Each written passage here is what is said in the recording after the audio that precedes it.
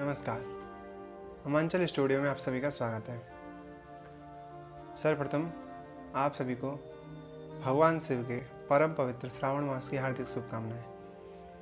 इस श्रावण मास में आज की चर्चा में शामिल कर रहा हूँ बेलपत्र, जो कि बहुत ही महत्वपूर्ण है भगवान शंकर की आराधना में।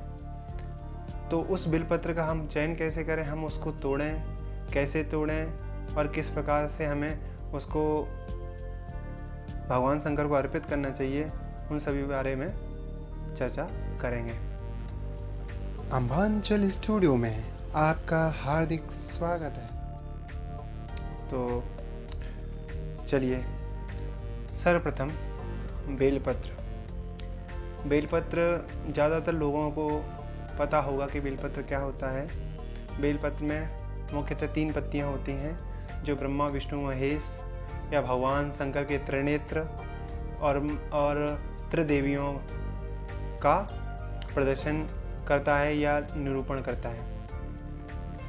तो उस त्रिदलम त्रिगुणाकारम तीन गुणों का सत्व रज तम 3 गुणों का स्वरूप है बेलपत्र, जो भगवान शंकर को अत्यंत प्रिय है। तो सबसे पहले उसको किन किन दिनों में नहीं तोड़ना चाहिए या किन किन तिथियों में नहीं तोड़ना चाहिए। तो बेलपत्र को सबसे महत्वपूर्ण बात है कि सोमवार को ही नहीं तोड़ना चाहिए।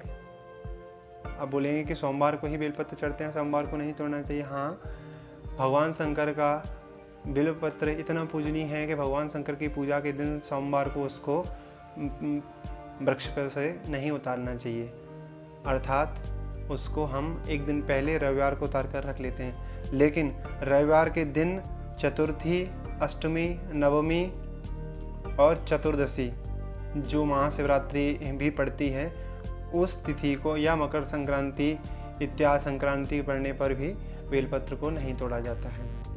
तो सबसे पहले ध्यान रखें कि सोमवार को कभी भी बेलपत्र नहीं तोड़ते हैं, और भगवान शंकर की जो महाशिवरात्रि होती है, जो कि भोला की 14 बोलते हैं, चतुर्दशी को भी बेलपत्र को नहीं तोड़ना चाहिए।